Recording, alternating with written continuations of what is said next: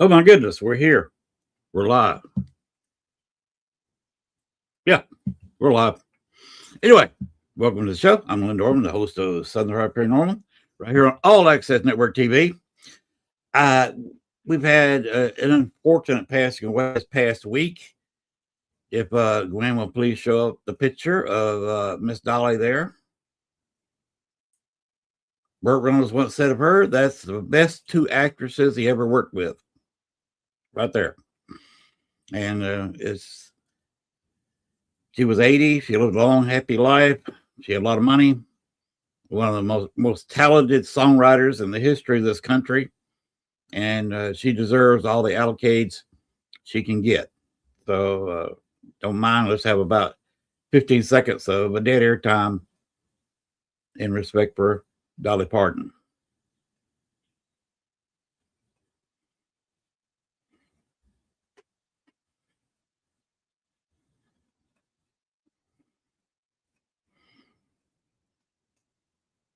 Thank you very much for the moment of silence there for Dolly Parton. She's a great person, a great American, fantastic songwriter. Thank you very much. Her family is definitely mine tonight, and I wish her happiness on the other side, and I wish the best for her remaining family. Apparently, Miley Cyrus is going to inherit most of her stuff. Dolly was her godmother, and I'll just leave it at that. Anyway, let's move on with the show. I've got a special guest tonight. If you'll throw up the other photo there with mine and Rez's picture on it that you did, Gwen. We got Bobbie RezNeck Calkins on the show coming up in just a minute. Go ahead and throw up the other picture, please, Gwen, with the two dark spots. We may go down a rabbit hole or two. It may be big like that one. Because that's a couple of rabbit holes there. So stand by. We may be going down a rabbit hole. Rez is no small guy. I'm totally not a small guy. So we need some big holes if we're going down a rabbit hole. So here we go. Let's go ahead and open the door on this show, please, Gwen.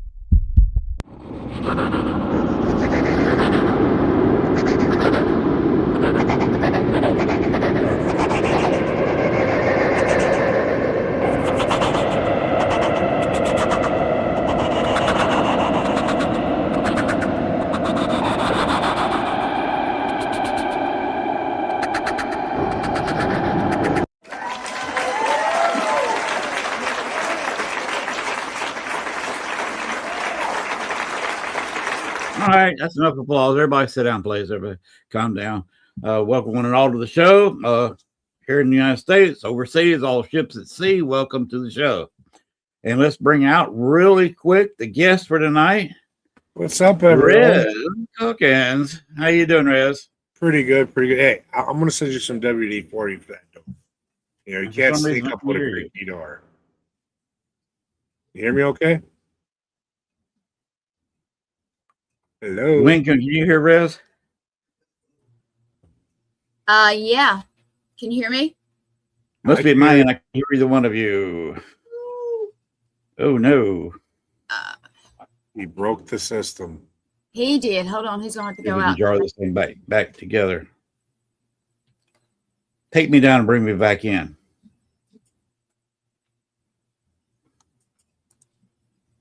Kick him out of his own show.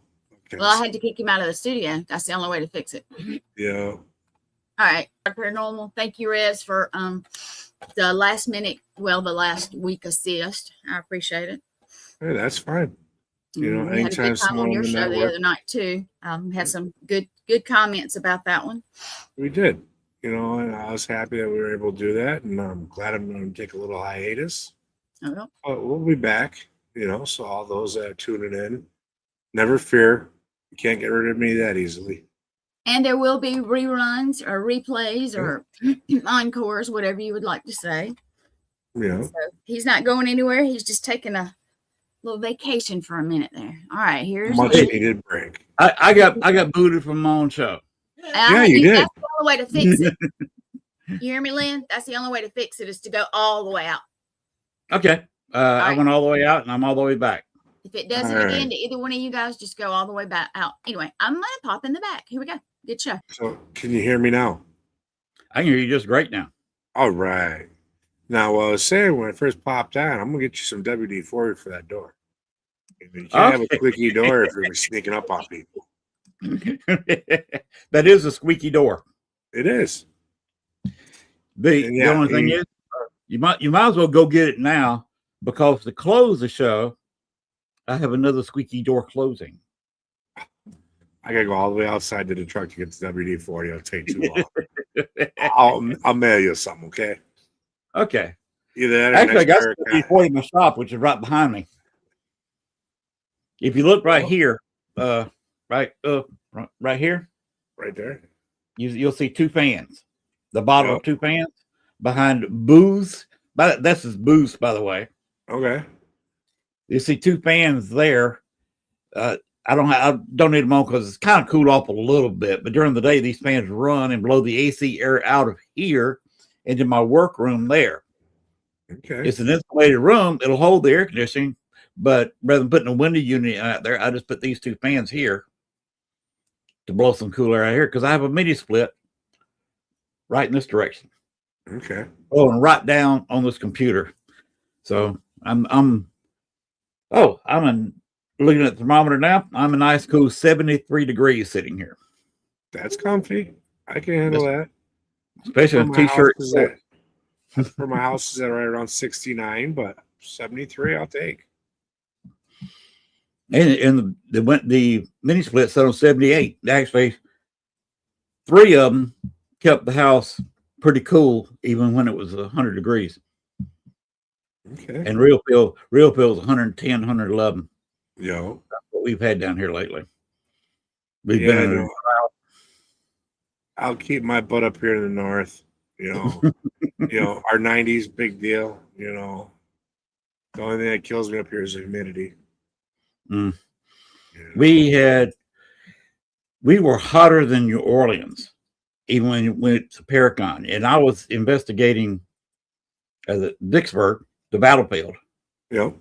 And it was 98, 99 degrees and 111, 112 real feel with the humidity. And I was outside doing all that. Although at one battery, I heard a voice with my ears, not recorded, but with my ears. And there was nobody around me because I looked. Somebody said reload at a battery, which was cool. And another spot, I walked into some woods, but it was so hot, and it was ridiculous. I walked through the woods to a cut area where they cut the grass. Figured there must be something down here, but there wasn't. Yeah. And all of a sudden, I run to a cold spot where it was at least in the 70s, in the sun, in this spot. And there's no way that's natural. No, someone was chilling there. Yeah. Under the moments you hope that your ghosty friends come by and pull you off a little bit. This was on the battlefield.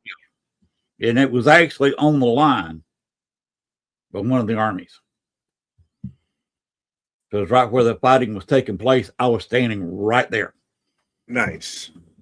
So I did get some results there. Now, the Calumet battlefield didn't get a whole lot there, but I didn't go over the whole battlefield. I only had an hour, and I hit the museum and hit the big mosque. They got their big old tall obelisk, or what do they call those? Like the Washington Monument. There, I took some pictures of the plaques. Didn't really get anything there, but again, I did not go out to the actual battlefield itself. which is why I was telling earlier, I'm trying to arrange something where we can go down there and stay there. I talked to the rangers down there, and they said they'll work with anybody if we put somebody down there in that park. Okay, that's cool. So they kind of cracked the door open for me, and got somebody that lives down there willing to do it as an historian. So I don't know, maybe next year at the New Orleans Paracon 2027, which should be interesting with cryptids added and the aliens added, UFO people. You know, everything underneath the umbrella of the paranormal will be there. Yes. You know, we'll all be represented, which I think makes for a well-rounded Paracon.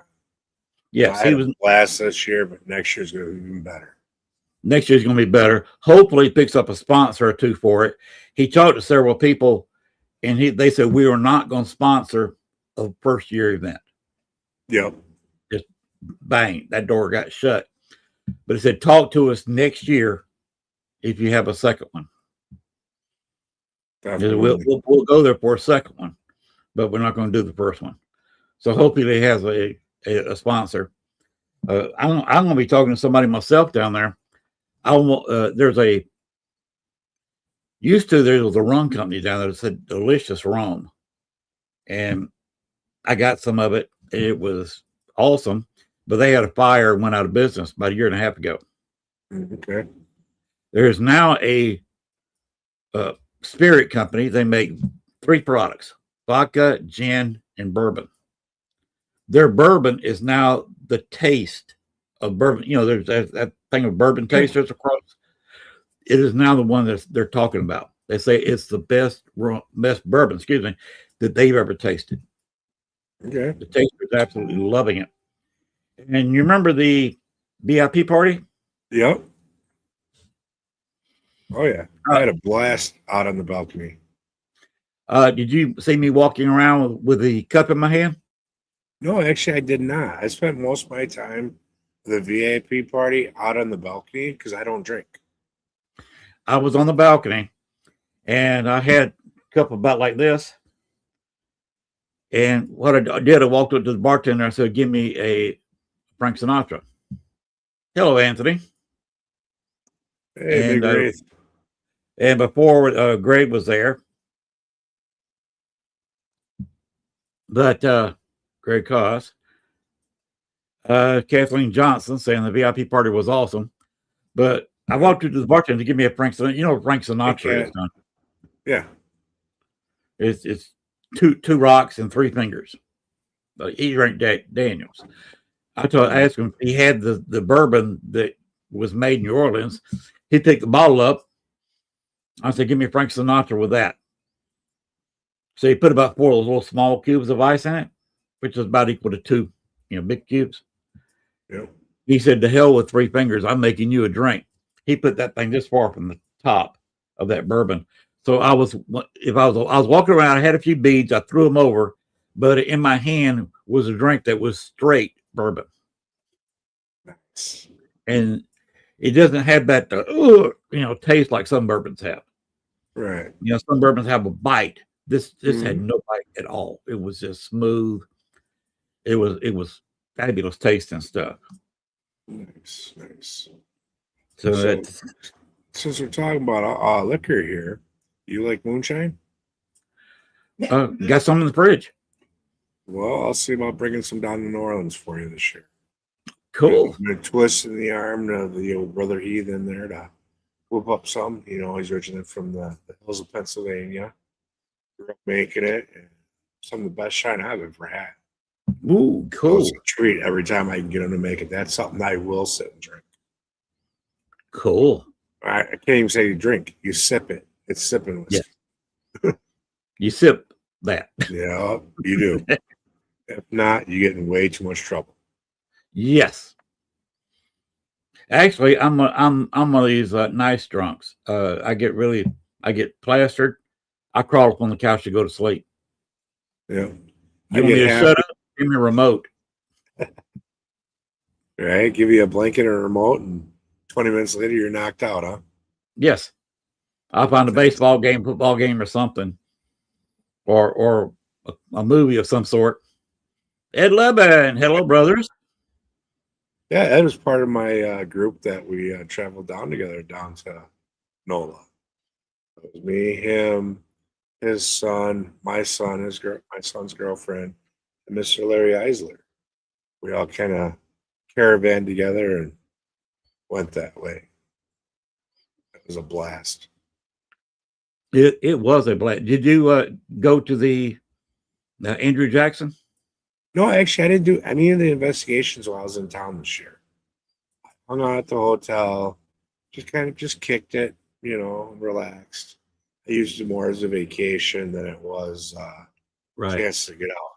Because we did our investigating on the way down, got to check out some places, did a little bit on the way back.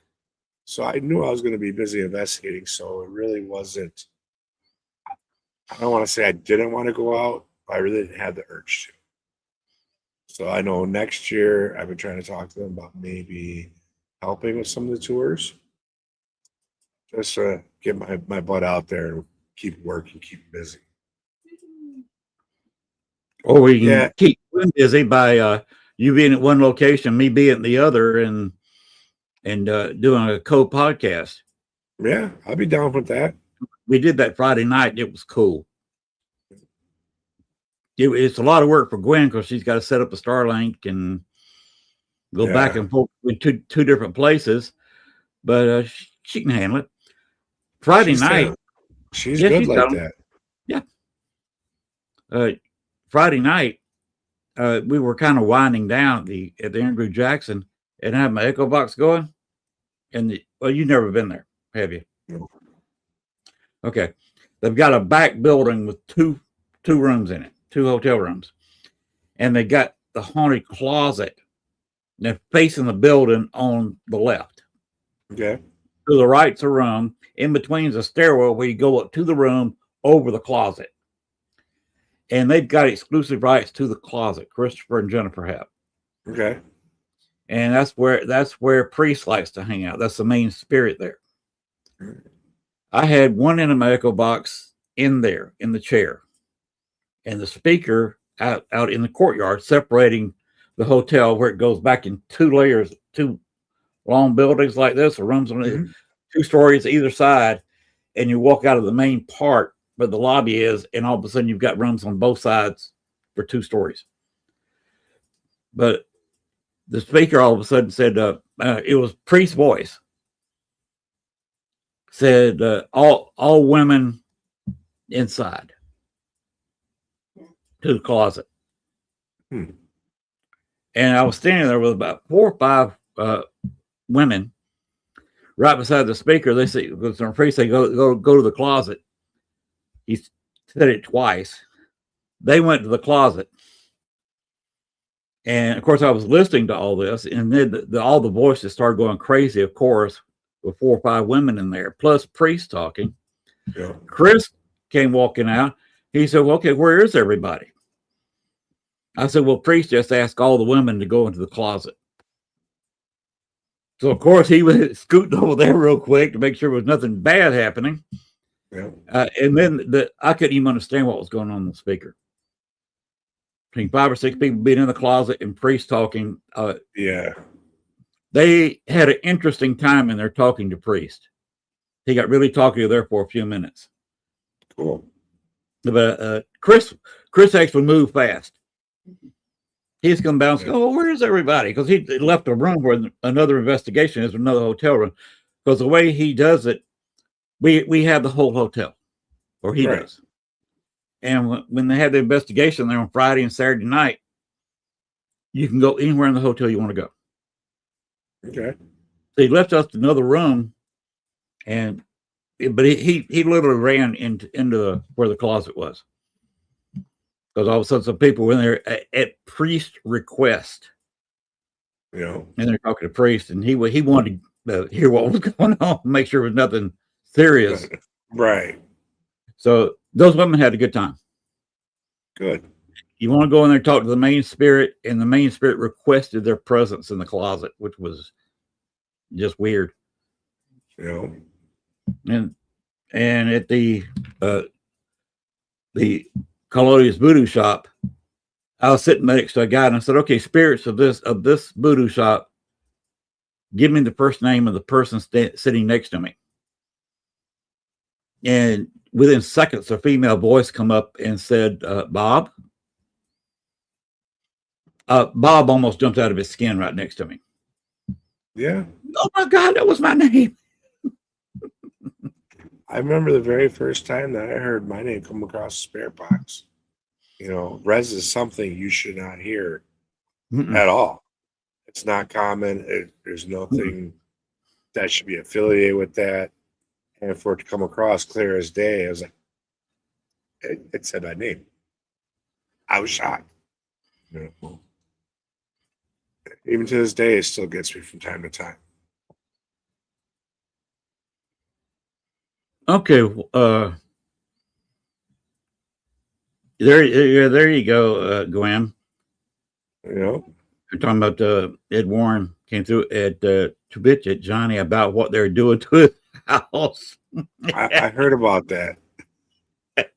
You know, see, what's sitting out in the balcony when everyone came back from the investigations, they'd come out there and have a cigarette or decompress, and you got to hear everyone's personal experiences. So even though I didn't go on any investigations, I heard all about them. And Nancy Noonan Kelly on the post before, Gwen.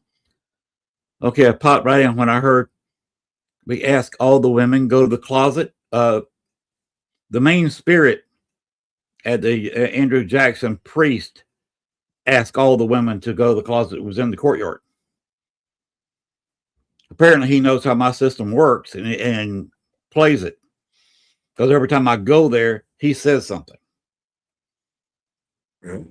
He doesn't bother me, but I don't bother him. I don't go in there and spirit speak to me, priest, say something. Right. I just said, got anything you want to say, priest? And he knows how to work my system. And he just saw the 4 or 5 women standing out in the courtyard, and over the speaker asked them to come into the closet. And of course, they were all amazed, but immediately walked to the closet. So I can call them brave souls. Well, come on. A lot of people get requested like that to go to that closet. I'm not going to go. If you're on the other side, stuck somewhere, by yourself, you see a group of ladies hanging out where you're at, I'm going to want them to come visit me too. So can you blame the guy? No, can't blame him at all. And Chris was just a little bit concerned about what might be said because they've been in there 3 or 4 minutes before he came down. He went running over there to see what was going on. And there was nothing wrong, nothing untoward. Nobody got attacked, but contact was made. Yeah. Nancy said, wow, and they went. They were brave souls. Like I said, brave souls. Yeah. And they went in there, and I stayed in the courtyard because he didn't ask for me. That's the respect to have a priest. Now, if he'd asked Lynn come into the closet, I'm gone. Right. But he didn't ask for me. He asked them to come into the closet. So you let them go. I just let them move on. And I sat and listened to the speaker that went absolutely nuts with communication. Yeah. Well, that's the more you listen to the requests from the other side and you abide by them, you'll get more communication because they're saying that you're meeting them halfway where they want to be. So you get more that way than you do by going in and demanding communication. Right. Okay, Nancy's got a long post. When I was down and very tall, dressed in a long robe, and a very good. That was like I'm going to die. Okay, that would shake me up in the house. Yeah, I'd be talking schmack. If I was younger, the younger me probably would have freaked me out. But nowadays, I'd be like, "Come on, now, are you trying to?" Did you hear what happened to me Sunday morning? No, what happened? I was requested to go to my front porch. Okay. A couple of times. I say, go to the front porch. Okay. So I didn't have a shirt on. Well, I had a shirt on, but I went and put some pants and some shoes on and walked out the porch. Yes, I went. So, and they said, hurry. And then they said, run. So I went running to the porch. And the second I opened the door, the echo box said back in here. Because actually, I'm only a few yards with an open window here because these fans. Yep. So I was standing just a couple of yards back behind where I'm sitting now. But as soon as I opened the front door, they said, that's him. And what they were doing, they pointed out a couple of different things. I had an armadillo on the ground that was kind of tangled up in the plastic. The plastic they had wrapped around that end of the porch, protecting some wood I had sitting there, was ripped down because of some wind gusts the night before. And apparently the spirits was warning me to move the wood because after I closed the show off, I went out there and moved the wood where it wouldn't get rained on. Yep. And that's what they were warning me about. And it poured down rain most of Sunday.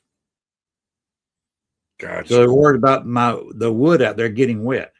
Yeah. And they were pointing out that the plastic had blown down.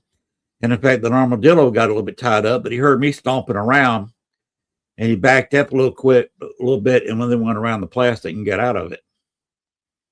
Okay. But that's the noise making when you have sheet plastic falling down on the ground and the armadillo starts getting tied up in it.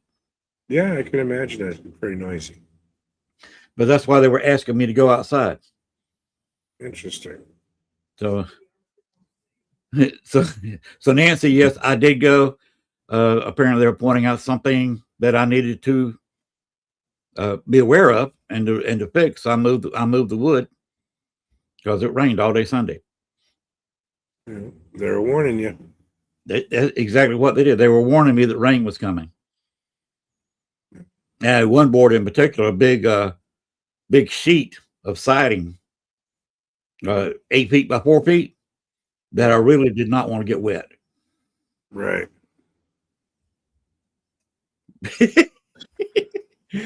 I think because the armadillo was tied up in the sheet plastic a little bit.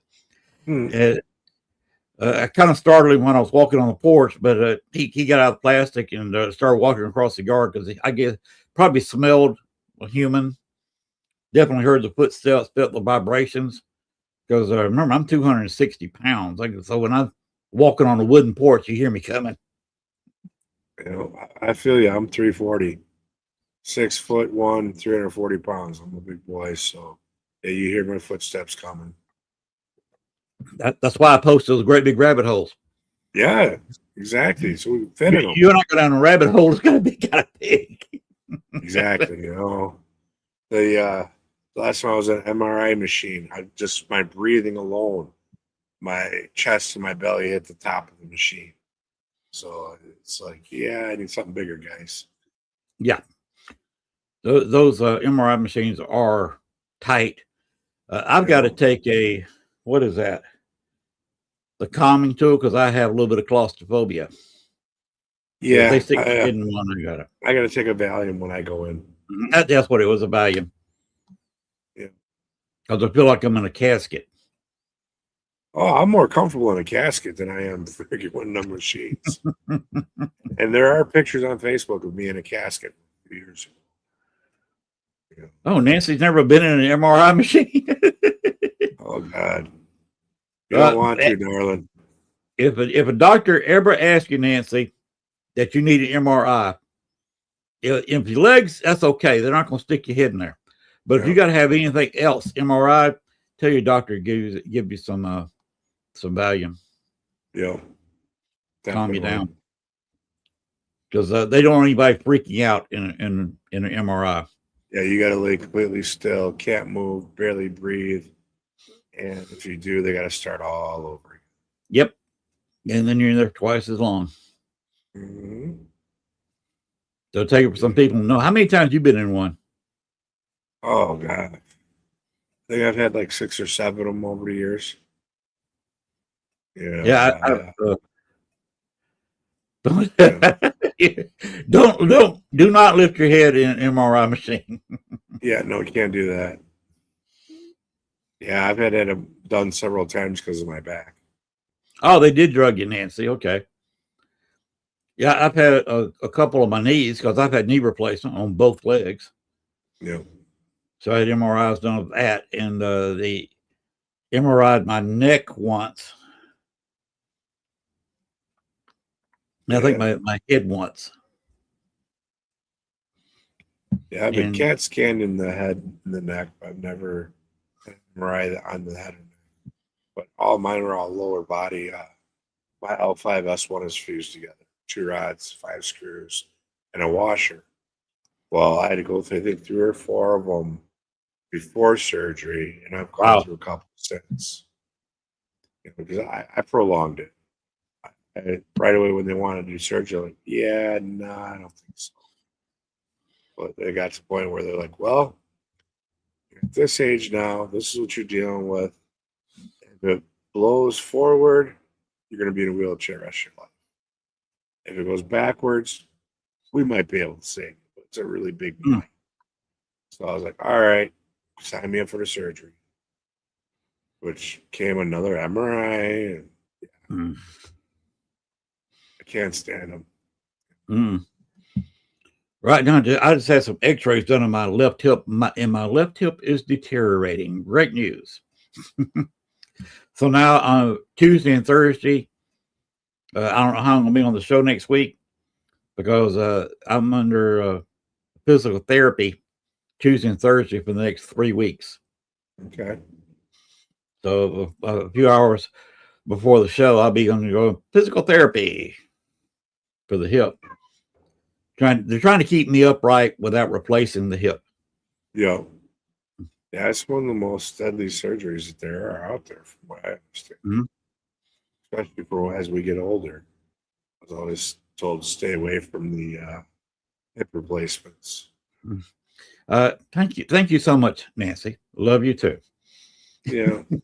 Just gotta stay at the obvious and poke at the bear, Yeah. Hey, at least she's picking on you tonight. Usually, she picks on me all the time, both on and off the air. So Nancy's a cool person. I got nothing against her. She get all she wants. She's good shit. Yeah. I don't know if you know it or not, but I am 70 this year. I turned 70 this summer. No way. Yeah. 70 years, 1956. There you go. Looking good for 70, my friend. Thanks. I try. I stopped going to it's amazing that I still look younger. One, I got the beard coming in. Yeah. And 2, I spent so much time in the 70s down in Panama City, Florida, on the beach. You had a lot of fun down there. Well, yeah, I was born and raised 4.5 hours from the beach. Nice. And that's going to speed limit. I have done it in 3.5. See, I grew up in the burbs of Chicago, so I didn't get that beach life. Oh, there's a beach there, but you don't know what's in that lake water. Yeah, considering there's a nuke plant just a few miles down the road from where we swam. So yeah. Of course, Nancy's admitting she's turning 66 this year. Yeah, I'm closing in. I'm not that close, but I'm closing in. Yeah, there it is. Love the 70s. Yes. Graduated in 1974. That's when I turned 8. I actually graduated at 17. It was still a month before I turned 18 when I graduated. Nice. Back to the last of the cool areas. In auto shop, drove a hot rod. Dated anybody I wanted to, basically. Right. Because I was a cool kid with a cool car. That helps. Yes. Surprising or not, you one of them hot rods, kind of gleamed to you. I had a 64 Falcon with a V8. Okay. Nice. It was cool.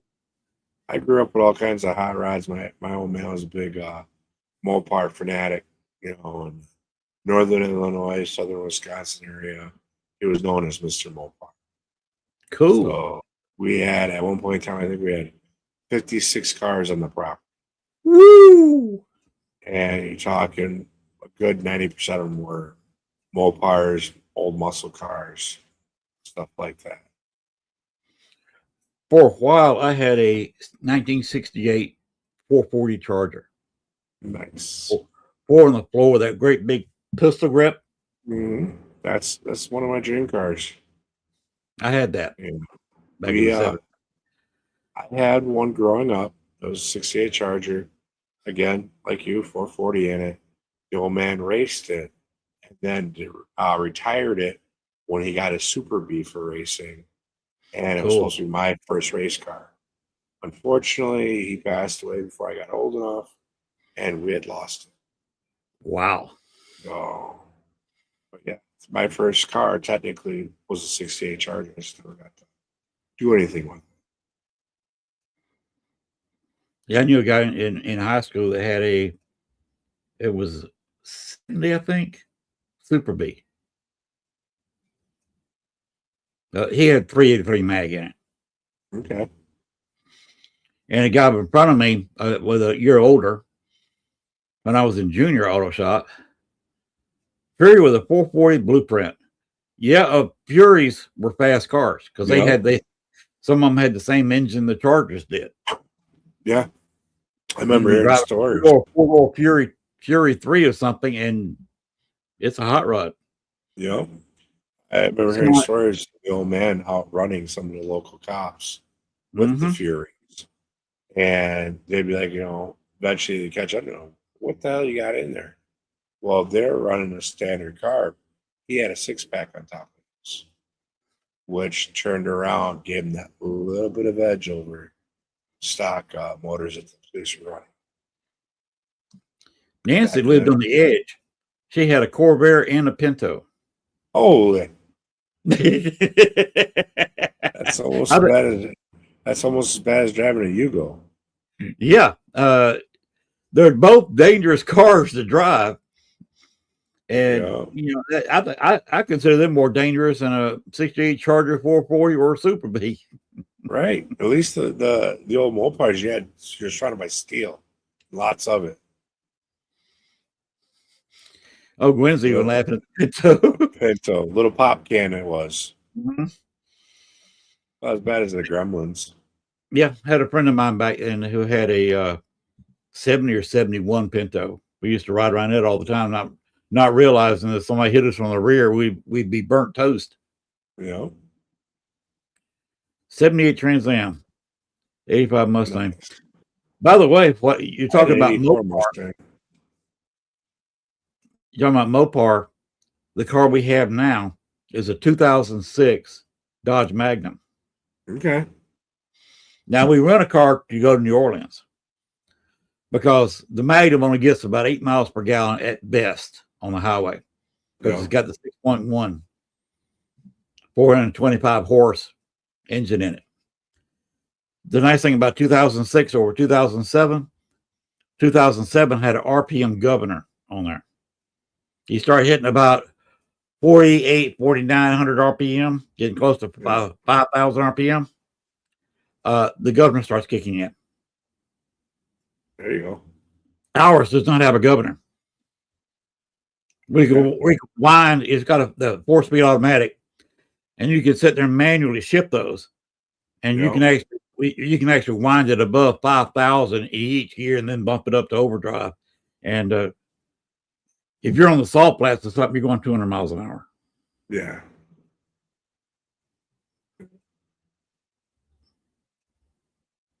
Yeah, she loves her little caddies. She got one of the little sports car Cadillacs. But of course, insurance is cheap on those now. 20-year-old car. Right. But I have an 07 Explorer that I'm currently driving. It's got a 2-inch lift kit on it. Big old 33 12.5 mud tires, so it goes everywhere I want it to go. Yeah, we being retired, we just got the Magnum as our retirement car, and we said, okay, that's it. We'll just drive it till it complete till the transmission, which is very expensive, blows up, or the engine blows up. The engine replacement would run us between to have it put in at a dealership, which is the only way you can get them, would be anywhere between $15,000 and $18,000. At that point, I'm buying a rebuild kit and rebuilding it myself. Or I don't have the find price, and either that or find someone that will find a used one. well, we're getting to the age where if it goes, it goes. We're not going to worry about replacing it. I'm 70. Gail's only 6 years behind me, and we can do without a car at that point. But our engine has only got 128,000 miles on it. Nice. Which is just a break-in for a 6.1. I've talked to several people who have done it and still driving the car at over 400,000 miles. Yeah. I got a little Ford Ranger in the backyard. Tranny smoked in it. Motor's got 128,000 on it, just like yours. It starts up every time you want. It was one of the most reliable vehicles I ever had until I blew a tranny line on it and ran her out of fluid once or twice, and that was the end of her. Yep. But other than that, I used to jump in that and fly up to the UP or take it down to Chicago. Ugly as sin because it's nothing but a wood truck. It's been beat to hell, but the low mileage and the fact that it would just get up and go. Hey, now, Nancy, instead of trading it in on the new vehicles, especially a Jeep, I've heard some bad stories about new cars. I've heard some bad stories about GM, Ford, and especially Jeep. A lot of mechanics are saying you don't want them because they're so electronic and computer oriented. And when something goes wrong with them, nobody can fix it. Even the dealership can't fix it. They'll find it, they'll trace it down to one electronic part, and they'll replace that chip or replace that circuit board or whatever it is. And the replacement part may or may not fit right. And even though that's the bad part is being replaced, it still won't work. And you're talking about thousands and thousands of dollars to somebody, a dealership, to spend 2 or 3 days trying to trace it down to what it is. And then they can't fix it. I think you'd be better off if you want a Jeep, go to a Jeep mechanic, somebody who works on those things, and just find an older one, like Rez is talking about with his, and put a new transmission if that's what it needs, and it's better than buying a new car. Yeah, if you can find one that's been from out west or something like that, that's not all rusted and is in good condition. I'm the first one. I will not buy a brand new truck. I'd love to have one, but I will not buy one because A, you can buy a house with the cost of a freaking truck nowadays, and B, the repair bills. And it's like we can't work on them anymore because they got all that computerized crap. I fully agree with you on everything you just said. So give me an old 350. I can wrench on that all day long, or old 440, or 427. It don't matter. Well, you get this newer stuff, it's a headache. Well, we're talking cars here. I thought we were supposed to be talking paranormal. But we're talking about cars we've had in the past. So I guess we're talking ghosts of automobiles. There you go. Our ghosts from the past. Yes. I said we were going down the rabbit hole tonight. So here we are in the car rabbit hole. Exactly. Hey, at least neither one of us owned Christine, even though I'd love the old Plymouth like that. But the attitude behind it, I don't know. Christy says, Rez, looking great, mate. Thank you, mate. Good to hear from you. It's always good to hear from Christy. Chris, mind talking a little bit about yourself, what you do, what you've done in the past, plans for the future? Well, I'm an open book, so we'll talk about whatever you want.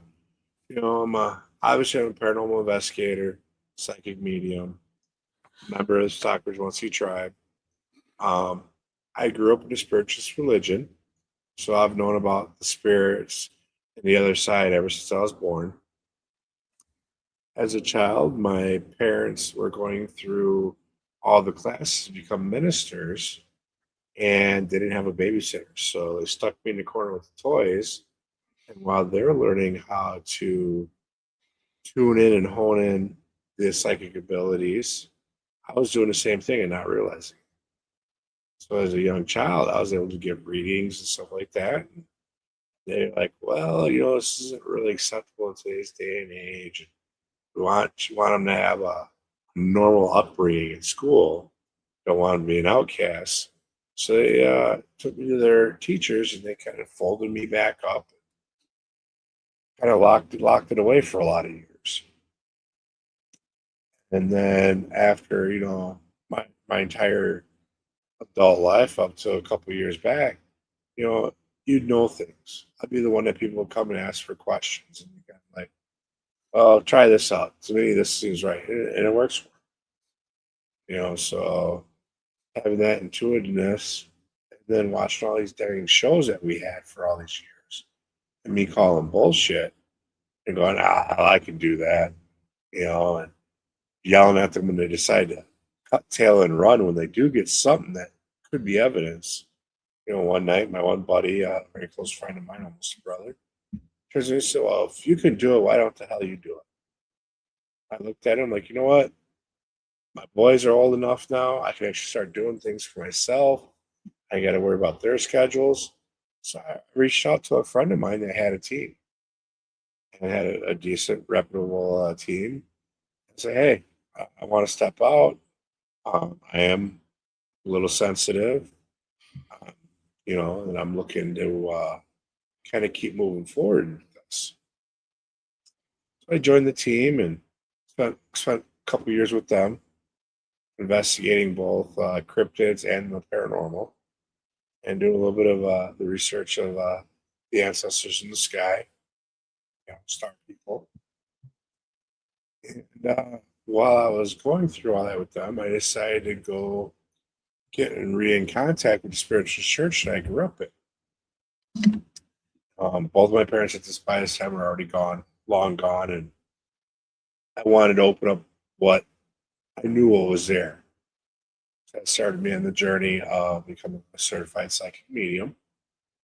I went through all the courses through the ISA to become certified. That's the Independent Spiritual Association. And between them and a lot of the other mediums in our community, constantly going, you need to live up to your true potential. You need to quit hiding in the background. So eventually, I kind of ended up where I'm at now, being an independent, working with many other teams. Some people have me as a consultant. Some just call me when they want an extra body to investigate with them. So, and if it was up to me, I'd be doing this 24/7. Hey, Tucker. Go, Tucker. Good buddy of mine. We met at Okay. he's been following me ever since we met at the Bearded Brothers year. Right, man. He always pops in on the shows, come out and see me at a couple of events. Good guy. But yeah, as I say, it's up to me. I'd be on the road 24/7 doing this. Helping families who are questioning what's going on in their own homes, helping children helping them learn that it's nothing to be scared of.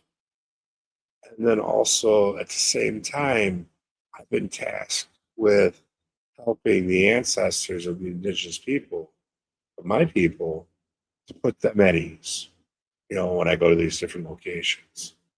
Every location I go to, it seems like there's someone there that's been left behind to watch over, and they're reaching out to me. So and some of them, the locations I've been to where I've done things to honor them and give them that voice again, they've sent others from their tribe, from their group, to follow me to help me along my journey.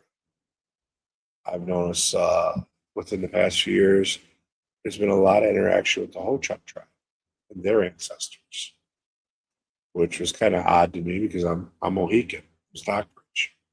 Yeah, I was about to ask you what tribe you're associated with. Yep, I'm an enrolled member of the Stockbridge Muncie tribe, band of Mohicans. Well, we're originally from out east, the New York and Massachusetts area. And I am first line descendant Oneida and first line descendant Blackfoot also. So kind of like a unicorn. I'm a rare oddity. As far as I know, there's no other Mohicans out there doing it. There's absolutely nothing wrong with that, and No. I'm sure people appreciate you doing that. Yeah. If you're one of a kind, so be it. You're one of a kind. I'm staying in my own lane, walking my own path, follow my own journey along the red road. Hey, did you see some of the videos I sent you about some of the Native American stuff down in Louisiana? Yep. It's just fascinating to me. Yeah, my goal eventually one day is to reservation hop all over what we call Turtle Island, all over America, and go to the different tribes and learn more from each one and help any of them that I can.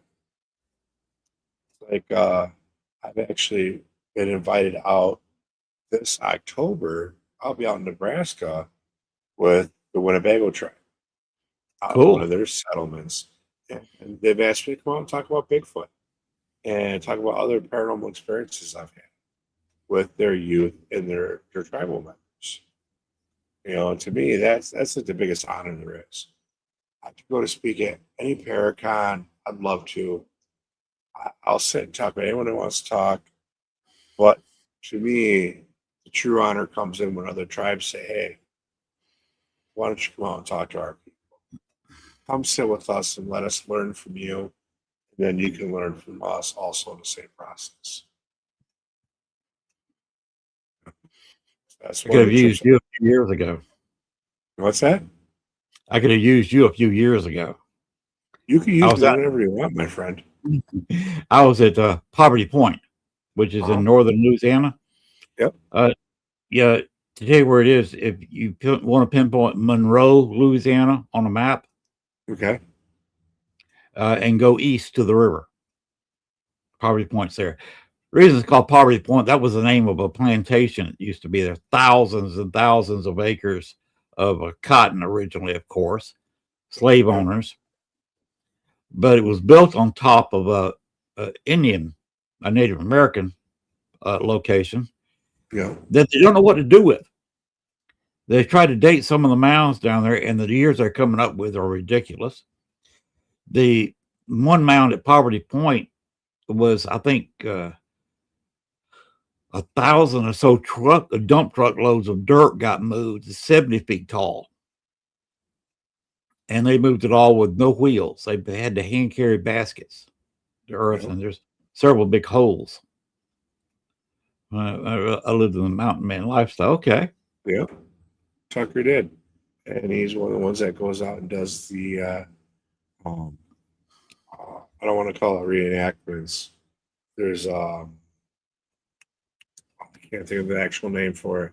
He goes out and they do the events where they go back to. Cool.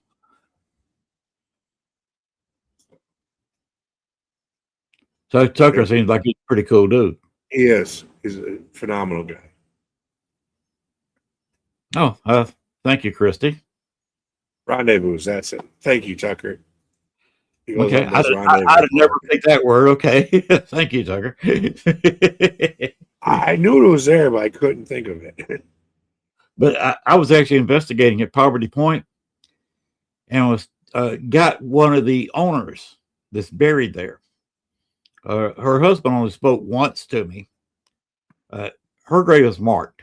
There's only three marked graves there. And as being careful not to stand on any of the three marked graves, they told me that there may be 3 or 4 other graves there that is not marked. And then all of a sudden, in the middle of me talking to the lady, a male voice come out, "You're standing on my grave." Don't Nope. Sorry. I backed off real quick. He never spoke again. She also told me that she actually gets along with the Native American spirits around there.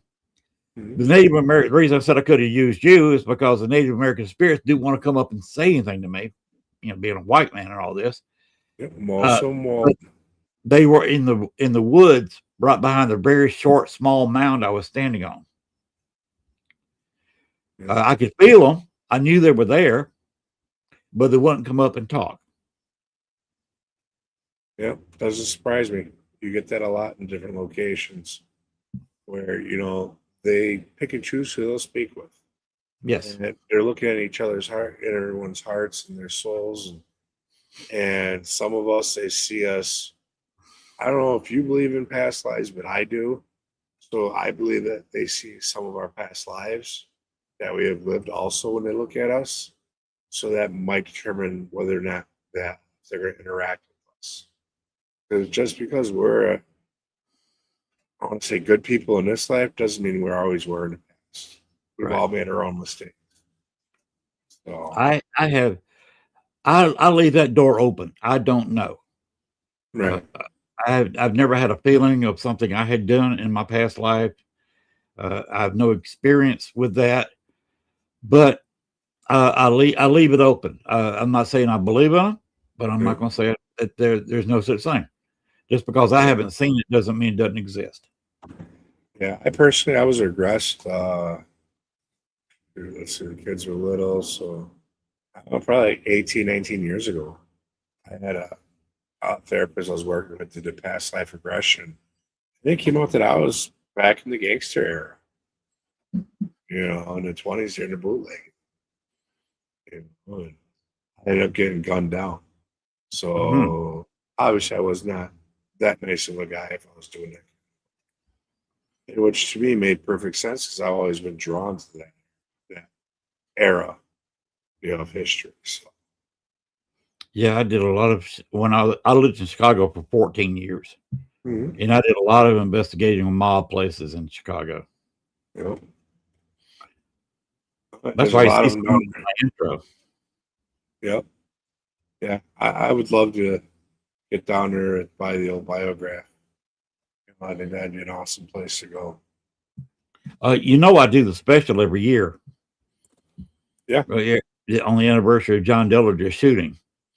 Yeah. I show the video of Richard Crow's last John Dillinger event.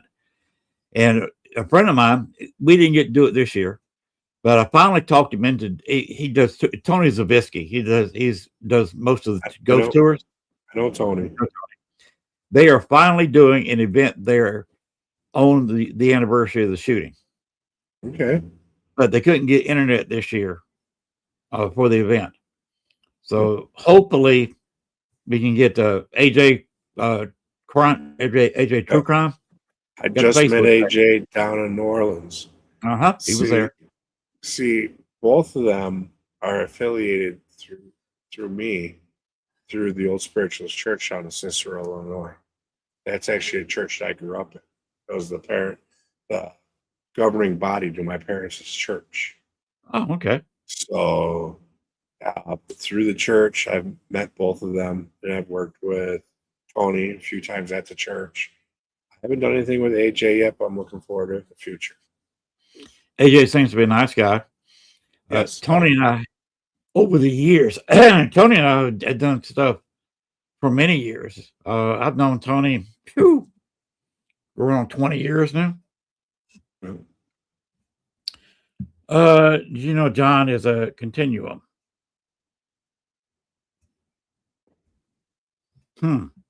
Did not know that. It could be possible. But Tony is trying to get that together in the alleyway. He's not doing a lot of things like Richard Crow did. He is stepping into, of course, nobody can replace Richard Crow. But Tony's there. He's trying to do some of the same things.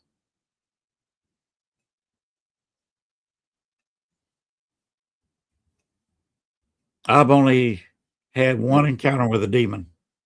I haven't had any. that in mind. Yeah, I haven't had any demon encounters yet. 9 times out of 10, when it comes across a spirit box, oh, I'm a demon, I call bullshit, and it turns out to be a grumpy old man. Exactly. I think That's most of your demon claims are just a spirit trying to be tough, be cool, Mhm. or someone you want to hear, or just being a jerk spirit, and they were probably jerk people in life. Yeah, you keep the same personality as you do here as you do in the afterlife. So if you're a jerk now, you're going to be a jerk when you pass. That's it. If you're a bully in life, you're going to be a bully over there. Now I'll take that theory one step further. Now, if you cross over to creator, God, universal source, whatever you want to call it, you lose that anger. You do come back loving. But if you don't, then you still that jerk. Because I've sat down, I've done readings for people where the person comes off super strong, arrogant, like a prick, and you're describing them. But halfway through the reading, and all of a sudden they switch, like a switch flips in, and they're letting the people on this side going, I do love you. I'm sorry for the way I treated you, so on and so forth, which is totally opposite of the characters they were in the beginning. And so, with that being said, I do believe that once you fully cross over and come back, you let all that go. That being a jerk is more just anger and hatred that you've built up over years that a lot of us don't know how to release. So we carry that with us as extra baggage. Crack that whip, girl. I'm not sure what Christy's talking about, but it's cool.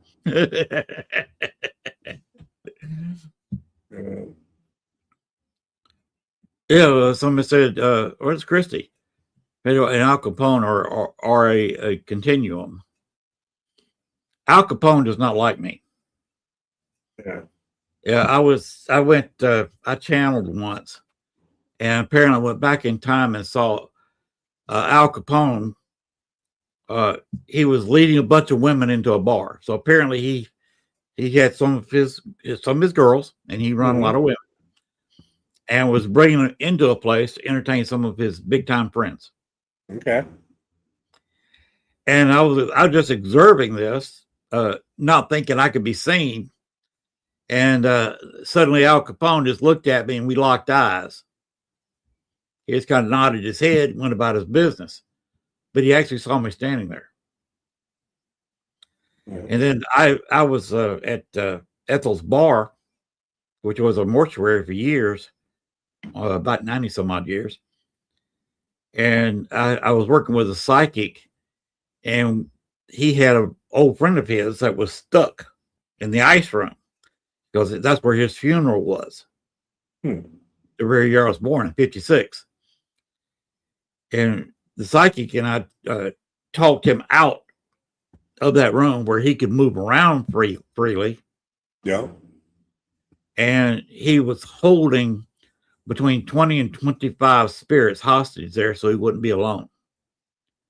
He freed all of them, and the feeling both of us got when suddenly all those spirits were freed out of that building, because the bar had shut down. And they were talking about putting a bank in there, and you don't want to open a bank or any other business with 20 some odd spirits in there. Right. So we got them out. The building's still empty because that was back when the Great Recession hit, and they changed their mind about putting anything in the building. So it's still vacant. At least the bottom part is. I don't know if they're renting out the upper 2 stories for apartments yet. That would be an interesting spot to go back to and see if anything has moved back in. Yeah, that is quite possible, because it's been quite a while since we did that. It was about 8-9 years ago. Okay. So there is a possibility of things going back in there. Yeah, no matter how much you can clean out an area, in time, you do have those that pass through that will set up shop. Yeah. Well, we got Bruno Rodi, who was Al Capone's #1 bomb guy, was the spirit there. Okay. He was unhappy being locked in that room, and employees of the bar would not even go in that room. I spent some time in that room, and he walked through me once. What? I'm an old soul. Mountain Man lifestyle at Rendezvous. I would be considered a trusted friend to the neighbors. Sorry for the long message and sidetrack. Not a problem, Tucker. You made an interesting post. Thank you. So that was an interesting post from Tucker Ziegler. Mm-hmm. Did I pronounce that right? Ziegler? Yep. Cool. Well, the second I moved Bruno to where we had to talk about Jesus Christ a lot, moving him to the side. There's forgiveness there because most mobsters were practicing Catholics. Yep. So we went with that approach and managed to free him. He doesn't want to move on because he had killed so many people. He's afraid of what's waiting for him on the other side. He knows where he's going. Yep. So we just told him just roam the earth, have fun. Yeah. Go somewhere other than here. Yeah, just don't hurt anybody else anymore and go do your thing. And Al Capone's a little bit upset with me because I did that. Well, I've been in some places that were known to be Capone's running areas. I've yet to run into anything with him, which I would love to. Mm-hmm. You know, to be able to sit down and have a conversation with that man, to know how his brain worked. Mm-hmm. Because growing up in Chicago, in the streets, I wasn't the nicest guy as a kid. I joke around. I'm like, I'm what the definition of what happens when a thug becomes a light worker. So I'd love to sit down with them older ones and hear the stories, the fly in the wall type stuff, things that aren't in the books. Right. That would really, I'd love to. Now, Al Capone come to Arkansas quite a bit, don't you? Yep. It was up here in Wisconsin quite a bit too. There's a restaurant in Hot Springs that has a fiberglass statue of him that they used to have sitting in front of the restaurant. Yep. I think on 3 separate occasions it was stolen. And everybody who ever stole it brought it back, saying that Al Capone forced them to bring it back. He did not like that statue being stolen. Interesting. That would be a fun place to go if you came down here. Would be going to Hot Springs because a lot of Chicago gangsters came down. Hot Springs used to be the hotbed of gambling. Okay. They were set up at one point bigger than Vegas because the laws were not enforced. They had a minor league team that also participated in all this. If you want to read about gambling and the underworld, pick up a couple of books about Hot Springs, Arkansas. I'll check that out. And Al Capone came down there. There's places, one of the older hot tub places they went, the Hot Springs, still standing. Okay. So it'd be cool to go in there and shoot. We could sit in some hot springs. Yeah. Basically a hot tub. And soak up the body and see what shows up. Yeah. I'm down for that. Sit there in a hot tub with us. Right. And that would be as cool to check. And I want to go to that restaurant because they're keeping the statue inside the restaurant now. Okay. Make it arranged on a slow time. You got to go off season to go there. But sit there in that restaurant and maybe hook up a little echo box session or a ghost box session, sitting beside that statue and might have just a friendly conversation with Al Capone. Right. I know people were talking about, in the chats here mentioned about Capone, Wisconsin here. I know he had several different locations up here where I'd like to go try to investigate and check out, see if we can get him. He actually had a hideaway way up north that what you want to call it. I just seen a video, but I think last week it was up on one of the Indian reservations. And they're restoring it as a museum. You can stay there. Really? And of course, yep. And then you have over by Chilton area, there's a bar that supposedly was his. That's named after him. Amazing food there. And every time I've gone into this place, you could feel there's activity there, old activity. And a lot of it, I think, hangs out upstairs. And then Cool. as far as the mobsters, also up here in Wisconsin, the old Baraboo Inn. I don't know if you've heard about that place or not. It's in Baraboo, Wisconsin. It's actually where I'll be this weekend. And downstairs, they have what's called the torture pole. That's where the mobsters would string people up and torture them to get the information out or get whatever they're looking for out of them. Hey, Louie. So, actually, I'll be down there, like I said, this weekend for an event. Instead of playing with the mobsters and the cowboys, because this bar dates back to 1800s. Instead of playing with them and the circus folks and everything that's already been known to be there, the bar owner wants to pay homage to the Native Americans of the land, and those that were down there originally. So I'll be inviting them in to come investigate with us and see if the ancestors have anything to say and see if they'll even come into the location. So it used to be a bar and a brothel and everything else. Oh, wow. Let me know how that goes, okay? Yeah, definitely will. So, because that sounds like fun. Go ahead and say the name of the event and where it's going to be. It is the old Baraboo Inn. And it's full Sturgeon Moon event, I believe they were calling it, something like that. You can find it right on either my Facebook page. I've promoted it a lot over the last few weeks. You also find it on the old Baraboo Inn on their Facebook page. There might still be tickets available if you go ahead and click the link and go through Eventbrite. And they have the option of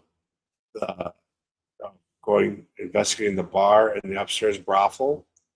Or if you want to pay a little extra, you can also go down into the basement where the torture pole is.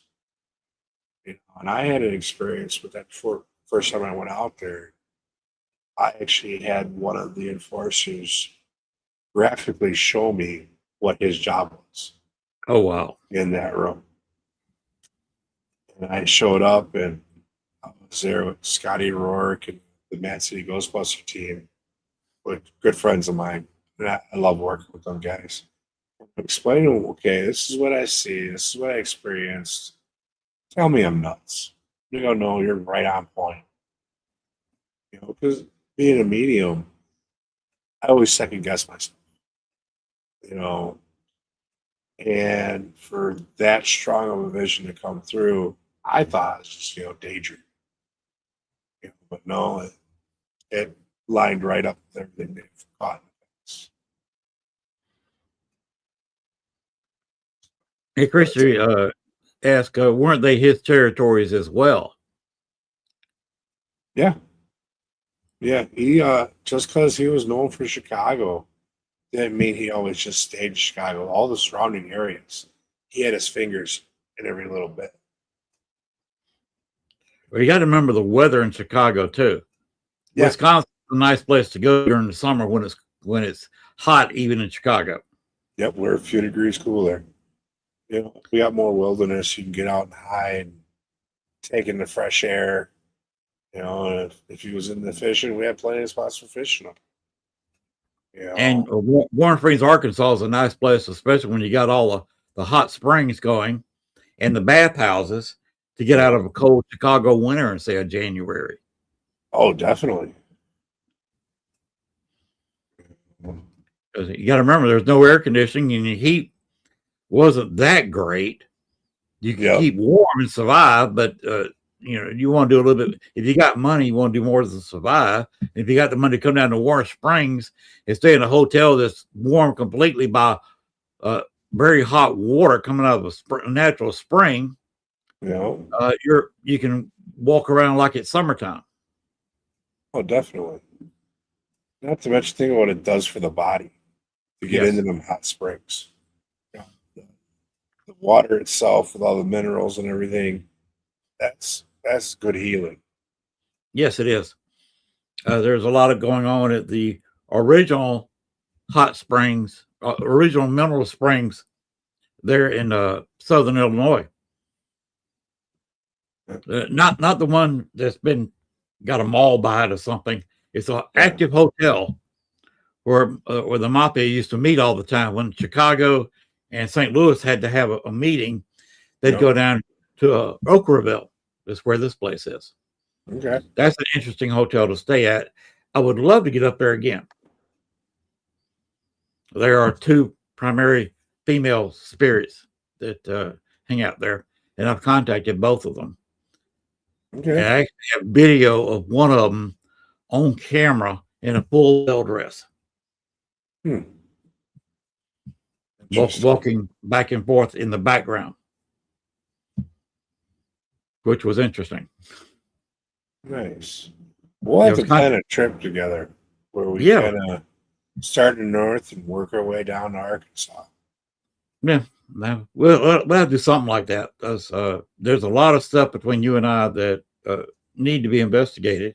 And I don't have anybody down here. It's not like I've got my own team here. I live outside of town with 2,200 people. Yeah. So I got friends all over that I'll work with and investigate with. But if I want something to do like on a Friday night up here and it's not pre-planned, I have to grab one of the brothers or someone or get the kid to go with me, and they're not always available. Yeah, I'd love to have had somebody when I was at Pittsburgh. It was hot. My legs were screaming the whole time. I bet. Because it's the knees, the hips are giving out, and that's where I got the last of my hip work done. It took me, I was 2 to 3 weeks recovering, and now I'm in therapy trying to still recover and strengthen this, especially the left hip. Yeah, I probably shouldn't have been doing everything I was doing for the road trip, because I came back and actually, it was a few days before we left. My legs had swollen up. It wasn't circulating properly, and with being a heart patient now, I should have been paying more attention to that. So they're just a little swollen. I kept going. But when I got back and then got on some meds and seen how much they really were swollen, like, dang, because they're almost like, my calves are almost as big as my thighs. Oh, wow. That's, you gotta watch that. Yeah. And I didn't think nothing of it, oh my God, just no big deal. Well, we both can stand to lose some weight. Oh yeah. Hopefully by next year we'll see a new trimmer Rez. And I'd love to be down around 200 pounds. Oh, if I was at 200 pounds, I'd be looking like a monster. Mm-hmm. I weighed 190 my senior year in high school and ran a 7-minute mile. Oh wow. I was more of a short distance guy. Yeah. I think I run a 4.4, 4.3 40. Of course, I was only 140 pounds at 5'9". Right. Yeah, I was 190 at 6'1", played football, and I wrestled. I was in the Junior Marine Corps program. And the only reason I know my time on the mile was the last year I had to run it, I actually ran it twice. I ran it with my class, and then later on, I had study hall. I went and ran it with that class. It was during football season, so I was already in shape.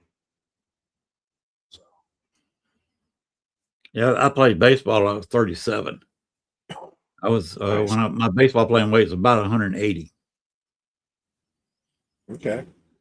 Playing right field, had that combination of I could run a bunt out. I was the fastest person in my league from home to first. Yeah. So when I bunted, 9 times out of 10, I bunted and was safe. And it didn't matter what the third baseman did. I just bunted right down the line. It'd stop just out of the catcher's reach, make the third baseman charge in, catch the ball, and throw me out. And they didn't do that very often. 43 kilograms. I don't know what that converts over into pounds, my dear. I don't know the conversion in my head. No. To convert that, I have to go look up a conversion online and put the numbers in there. Yeah. I sure can't do it in my head. I never learned it. She's pixie size. Yeah, 5'2", yeah. Yeah. Of course, my wife is about that height. You saw Gayla, didn't you? Mm-hmm. And she's kind of short. I told her short to soothe the city when she was living in Chicago because they built the sidewalks too close to her ass.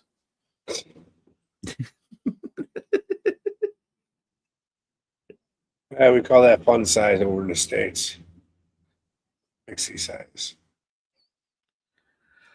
Well, did you say you do crystals or something like that? I actually started making light up pendulums. Light up pendulum. That's what it was. Yes, yes. I actually have one right here. Let me grab it. Now, I debuted them down in New Orleans. I got to thinking one night, you're always in dark basements. We always got the lights off when we're investigating. Can't ever do pendulum work. So True. You have lights on. Yep, came with my own. So I'm gonna ask you to show me a yes, please. As you can see. Moving. Okay, stop. You show me a no, please.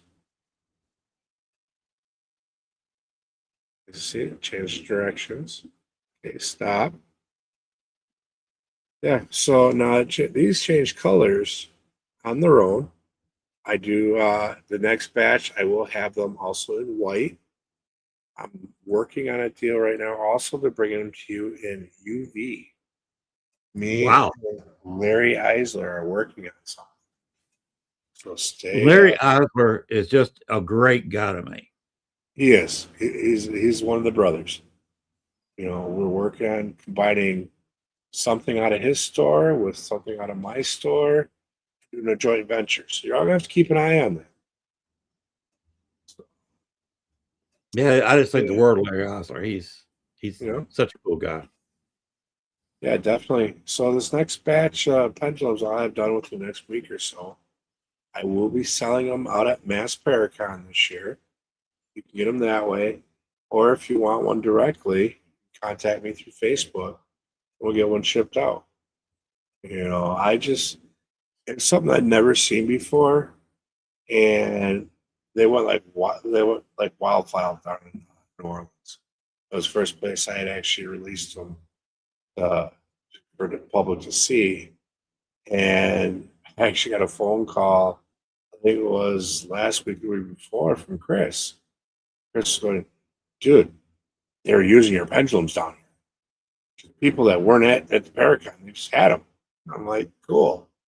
You know, I'm glad I'm actually able to contribute something to our field for an instrument that people can use on a long-term basis. They can keep it in their kits. You know, batteries are replaceable in them. They just keep a little watch battery in it. You know, I think it's a lot better than having to turn the lights on to use your regular pendulum. Anything's better because I think one of the most important instruments you have in ghost hunting, paranormal investigations of any kind, is your night vision. Yeah. You don't want to cut on a bright white light at all during an investigation. No.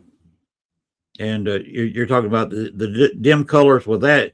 Because, see, that eliminates a lot of pendulum work because pendulums don't show up well even using IR light. It's hard to see them with UV light. Yep. You've got a self-lighting one there that's not going to blind your night vision. Nope. And and you could actually use it in dark places without having a white light flashlight, which I hate to fire up during an investigation. Oh yeah, me too. Yeah, I prefer to Now, use my red one. Christy says she wants one. Is that the place to find you? Is your Facebook page? Yeah, best place to get a hold of me is Bobbie RezNeck Calkins on Facebook. You know, Christy, we've had chats before, so you should have a chat somewhere in your mixture from us. You know, reach out to me and we'll discuss. I was selling down at the Paracon for $20 each. You know, so it's a fairly cheap price. It's not going to break the bank like most of our equipment does. Lord knows some of the stuff that's out there that we have to pay for is ridiculous. Yeah. You know, but you know, I'm looking at maybe some of these out of this batch. I might fancy up a little bit, maybe throw some extra stones on them or something. Right now, it's just a basic pendulum, chain pendulum. It's cool. Yeah, Kimmy has one of them. Kimmy Corpse down south there. She ended up getting one for her present from Nancy. Says that she loves hers. Yeah. Your Christy says she's going to message you about getting one. All right. Yeah. Yep. One has one. Yep. She got one of the original ones. So there's the first batch. You know, I was surprised. You know, I thought it was a good idea, but I was like, I don't know. I don't know if it'll go over. I think I only came home with 3 of them from 3 or 4 of them left from New Orleans. I took 24 with me. You know. So you sold about 20 there. Yeah, close to it. You know, I gave a few away, obviously. You know. Yeah, even Sam Beltrusis and Patty Negri came by the table and each got one and used it at their seance on Saturday night. And then Sunday morning, it was a rush. Everyone and their mama had it. Sunday was a rush. It was. But Patty Negri, I met for the first time down there, and she is an extremely nice person to me. She is. She's a doll. She's a sweetheart. I've known her going on 4 years now, I think. Just sweet as can be. Yeah, you're absolutely right. That's what I got from her. And of course, our friend, Father Sebastian. Yeah. He was ghost hunting with me at Claudia's Saturday night. Nice. And we found out that we were sitting side by side, and I said, wait a minute, that's Father Sebastian here to my left. So we were actually doing some ghost hunting together, and he's real excited to get into it, and Patty's the one that talked him into it.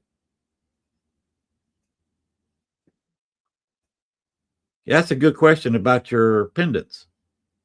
Yeah, right now it's just a random color change, but the more we look at this, we might be able to change something, put something in where it would react to different frequencies. You know, it's something to strive for the future. You've got this one kind of pretty well got the kinks out of it. You're selling them. Just up the game a little bit, put something else with it. Right. You know, take a little time, but I'm sure amongst the friends that I have out there that are way more brilliant than I am, I'm sure they could figure out something for me. You know, we can do a collaboration. I sound like Willie Nelson. What? That was what Tucker said just before Glenn posted. I say maybe you might look like a chubby Willie Nelson, but awesome. I'm glad it works great for you, Glenn. Yeah, I may have to look getting one for myself. I have never done pendulum work, so it'd be interesting to expand what I do.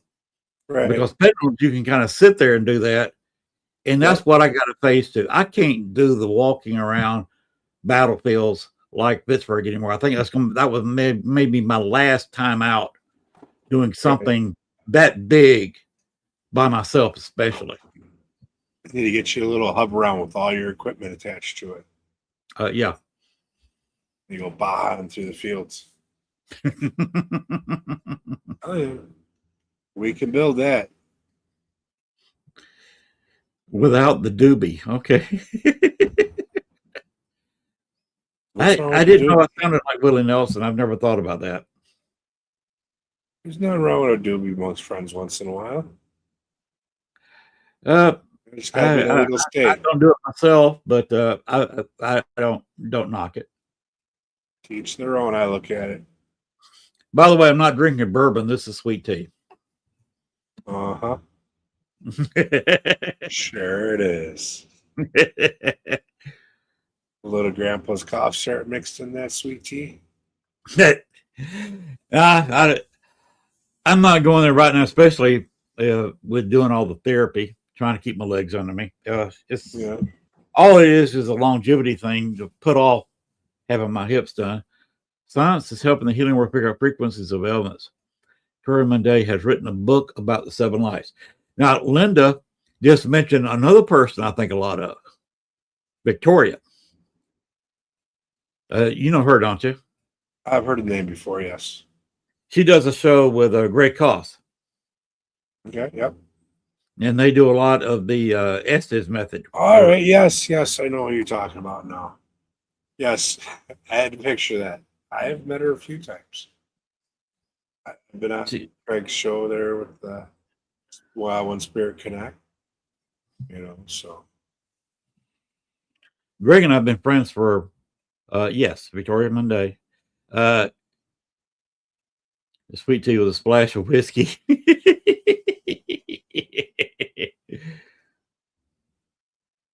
It's a draw in the voice that makes me think that's a little bit of my Georgia accent coming through. I did 14 years in Chicago, which took my accent away. And now that I've been in Arkansas for 10 years, I'm finding my Georgia accent's coming back a bit. I'll come down and hang out with you for a week, and I'll be talking like you for 3 weeks afterwards. That's the downfall of how I am. Yeah. Hey, with a Southern accent, you can get women. With the old Northern accent, you can too. True. You can get Southern women. Yeah. Of course, like being married for 25 years. Yeah, I'll never do that mistake again. God bless you. Yeah, we met online, and we were friends for about 2 years online. And we finally met at the Arnold Classic bodybuilding competition in 2001.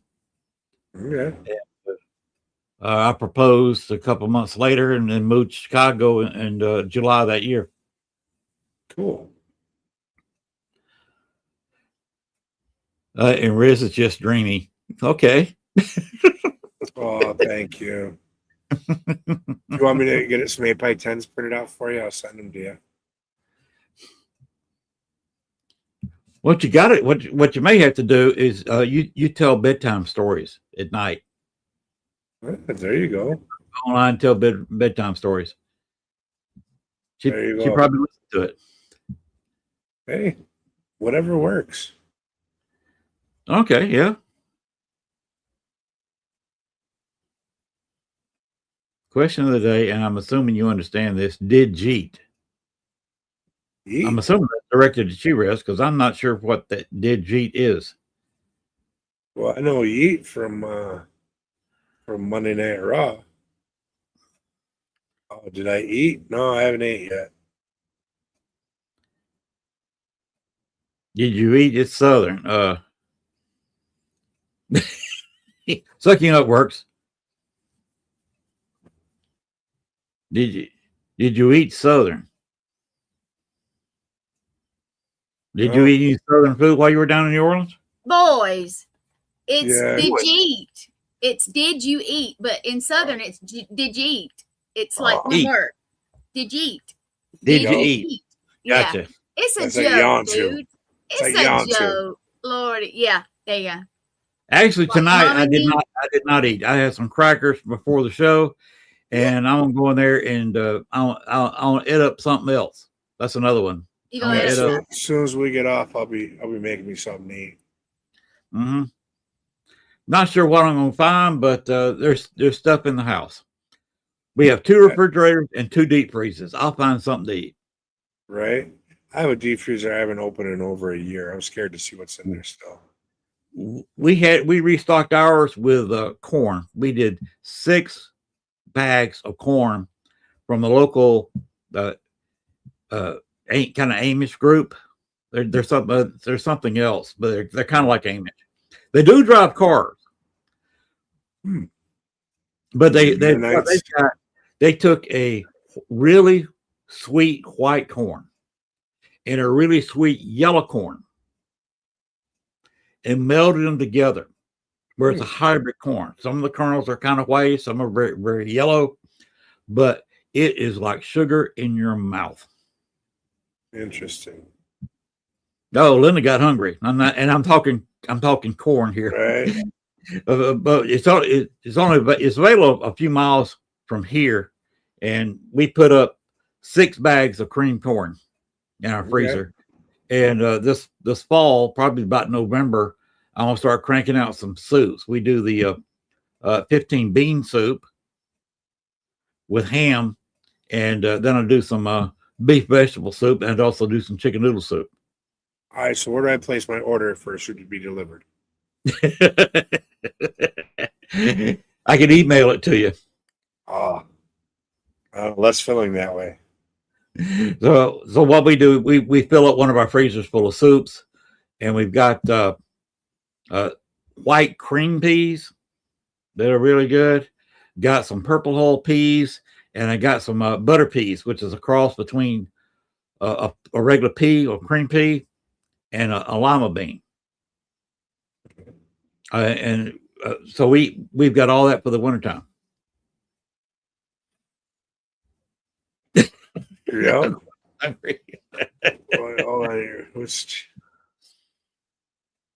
I'm all right about all the all right. Sexy bearded guys. Okay. We all have to have dad bods, though. Yeah. Yeah. And Jamie Lynn Keller, she is another nice person. I've met so many fun, nice people in the internet over the years, and she's definitely listed in that number. She is my para-wifey, I call her. You know, she's been a huge supporter since the first day I came public doing this stuff. Tucker wants to fit by Chester. Go ahead. And then the trip out to Mass Paracon, he'll be me and Jamie Lynn heading out there together. So we have a bunch of things planned for along the way. We're going to be investigating our whole way out there and our whole way back. So make sure you guys keep an eye on Jamie Lynn's profile. Keep an eye on mine. Because that whole last week of September, first week of October, we're going to be on. We're going to be on the road, and we're filming everything we do.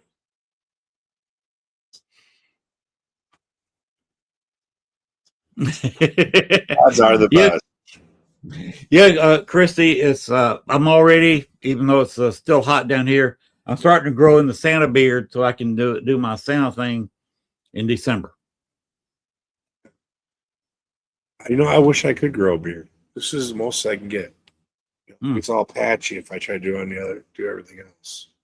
If I let it go for a while, it takes a little bit, but I can go ZZ Top down to here in a year or so.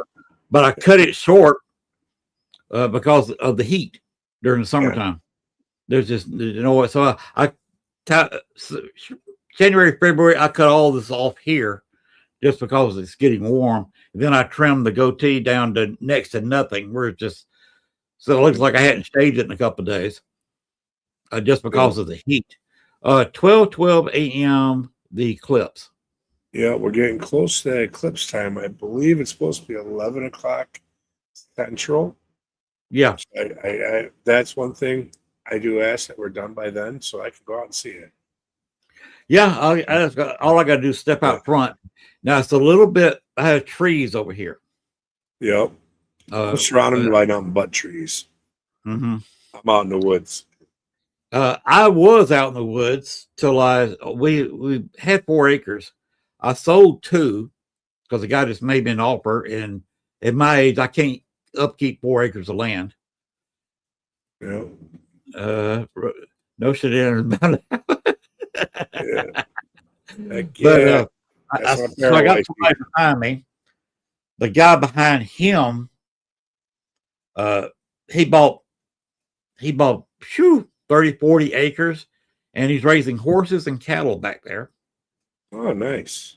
But on one side of me is 2 4-acre lots. So I got 8 acres of woods right beside me. So that's where we got armadillo, we got rabbits, we got a raccoon, and we have deer. In fact, we have some new deer. A couple of nights ago, I walked outside, and there was 2 does with a fawn. He was only about 2 feet tall. You know, that's one thing I do got to say. I noticed both this summer and last summer being on the road down there in the south, y'all deers are tiny. Yeah. They're itty bitties. I couldn't believe it. You know, your full grown deer look like our babies. Right, because there's so many. That's why they used to have, when they first put the deer back in the south, because all the deer were about gone. We just about shot them all to extinction, the southern deer. They brought some down here from the north, and there was still no hunting season, let them breed a little bit. Yeah. And then they said, okay, hunting season is just 2 weeks long. Then it was 3 weeks, then 4 weeks. And then they let it open about 3 months, but still no does. They finally opened up a few years ago. You can shoot a doe, but only about a week can you shoot the does, because we're getting so many deer down here. See, we're just the that's opposite. Why they're so small. You got to shoot a doe first, I believe, to get a buck. Oh. You know, we do have huge deer populations up here. Heck, in my backyard, you can see them almost daily. Mm-hmm. You know, when I had my apple tree in the backyard, I'd wake up every morning around 5 a.m. and there'd be a mama and a doe at that tree. You know, heck, my kid hit 3 of them last year alone in his equinox. You know, and that's just going 7 miles to work one way. Mm-hmm. But the deer down here, I think that's why they're so small. They're overpopulated. Yeah. Plus, we got more swamps, more woods, stuff like that up here, I think, for them to feed off more of a natural habitat. Right. They got more of an habitat up here, because I'm telling you, you're thinking ours are monsters compared to yours. Yeah. The southern deer are kind of small. You know. Especially over in Alabama and Georgia, where they just hunted constantly, and they still breeding out there. Yeah. That's because you was feeding them. No shooting the females down in Australia, I guess. Yeah, in Georgia, you still can't shoot a deer when you fed them. Yeah. You can't throw corn out. Here in Arkansas, corn is big business. There's farmers that grow corn that strictly feed corn, and they put it out there because not only do they feed it to cattle, and horses, they feed them to the deer, because everybody hunts down here in Arkansas over a baited field. Yeah, see, we don't hunt off bait piles up here. Just like most areas, you can't run dogs up here either. Only for certain things. You can run dogs if you're doing bears in certain areas. For deer, I don't think anyone allows dog running. And with me being on a reservation, I have a longer hunting season than what the state does. August 1st, I think it is the first week of August, usually starts our season. It goes to the first week of January.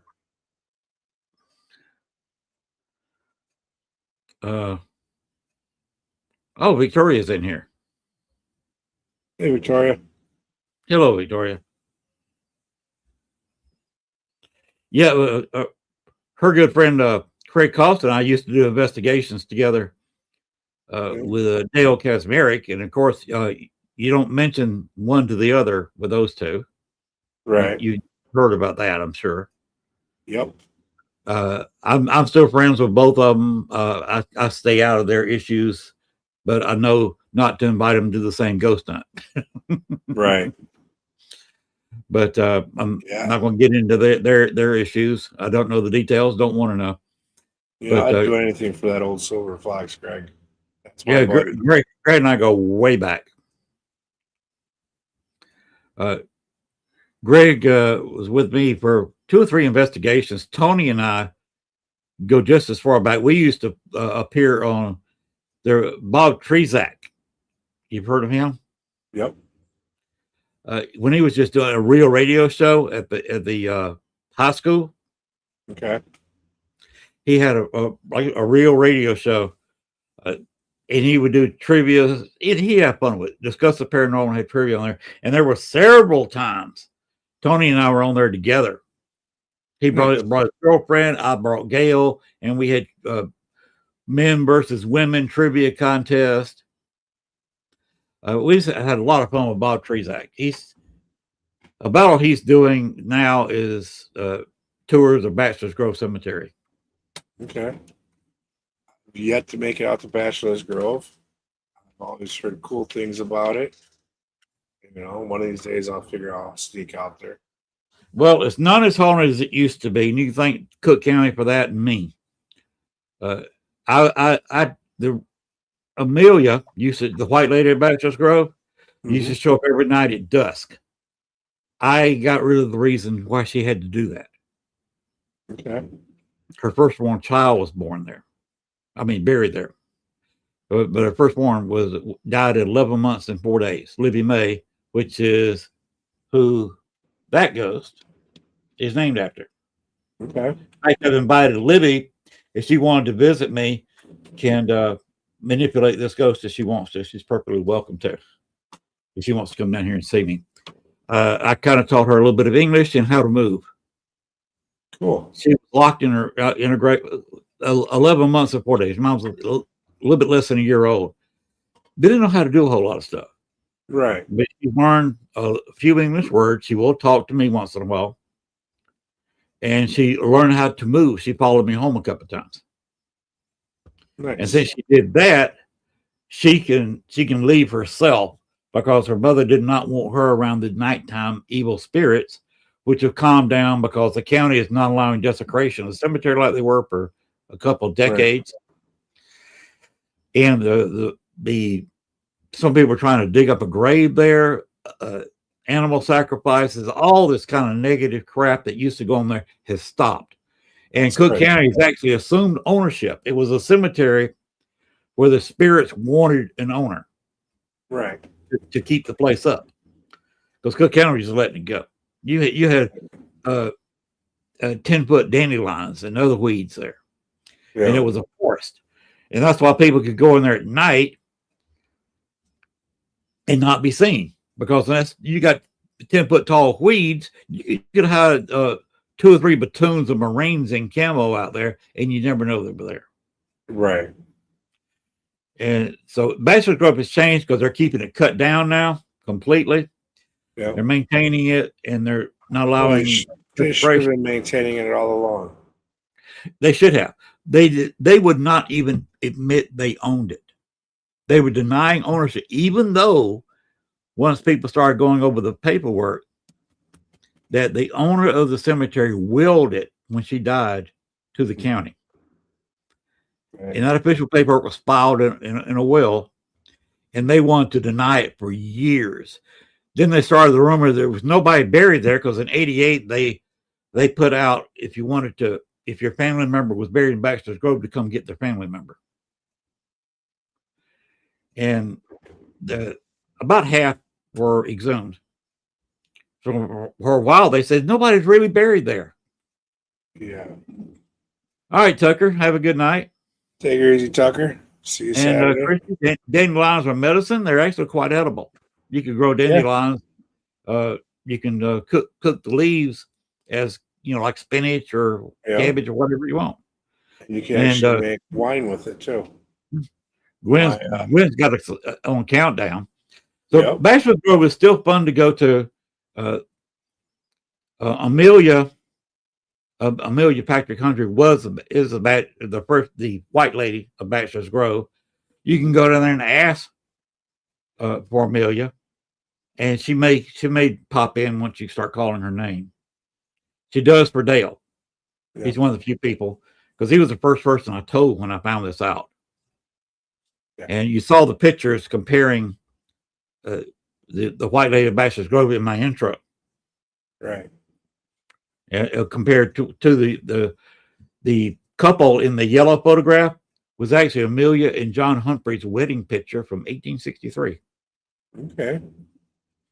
And that's how I found out who it was, because it's the same doggone dress. If you look at the old Devil Cast marriage picture that Judy Huff took in 91 and with the infrared film, and look at that one right next to the wedding picture.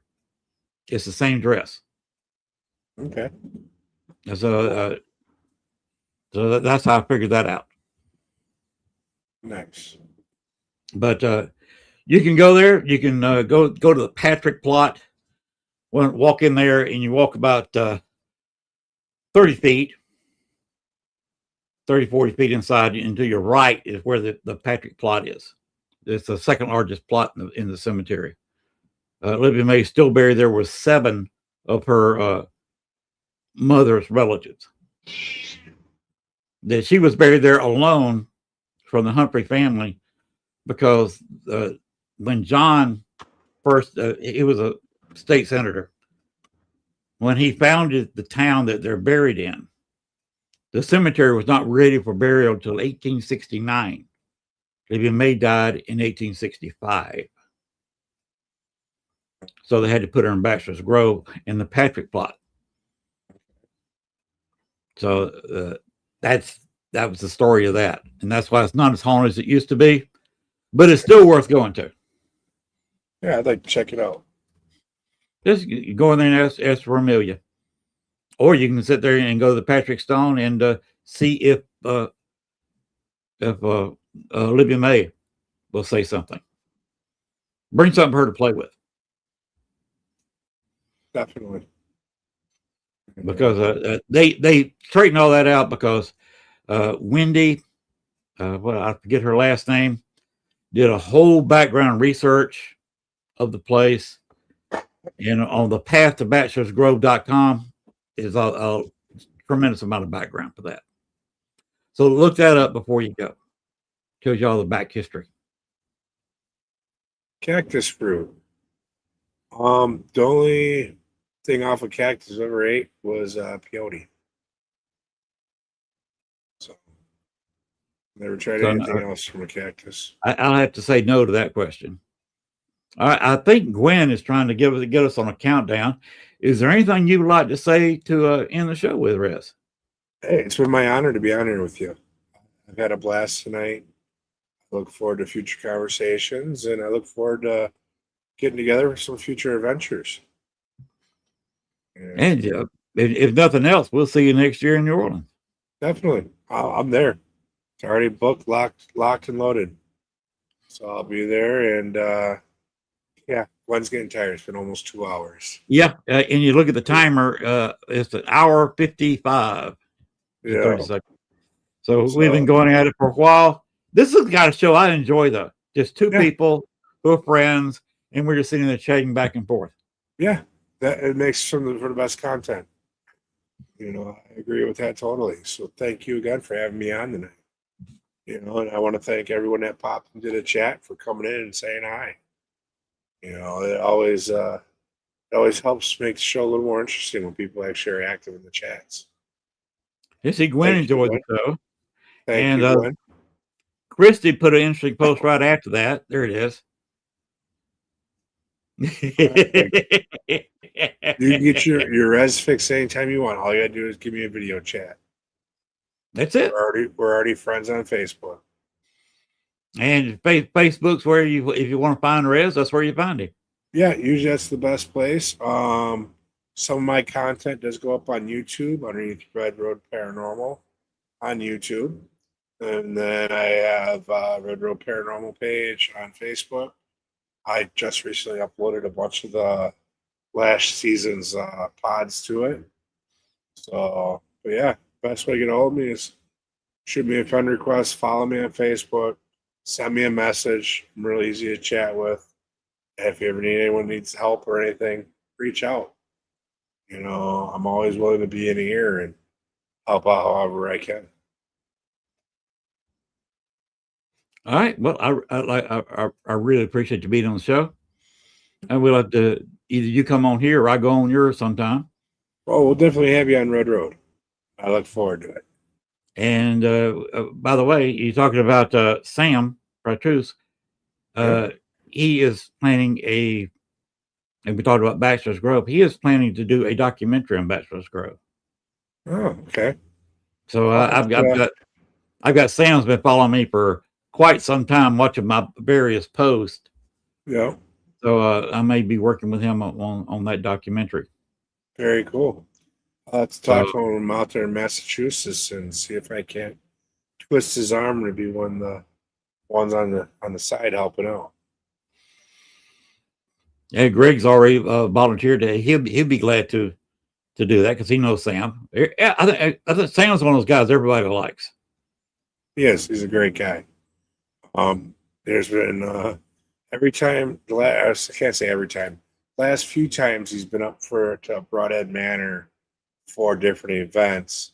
I've had the pleasure of being his chauffeur, running him back and forth between the hotel or the B&Bs and stuff like that. So I've got to know him pretty good. Now I got to know him down in New Orleans. He's another great guy in the paranormal. He is, phenomenal, and that's one of the reasons why I'm looking forward so much to going out to Massachusetts is because it's one of his events, Mass Paracon. All right. Well, I know that Gwen is wanting us to go. So my belly's rumbling. You want to hang around a little bit for the after show? Yeah, I'll stick around for a few minutes. So see you on the backstage. All right, we'll see you there. And let's go ahead and Gwen, I think this is a great show. Rez was a great guest. It's the first time he and I really sat down and just chatted with each other. It was fun. It was interesting. We had a lot of great interaction with the chat room. I'm ready to close the door on the show. Everybody have a great night.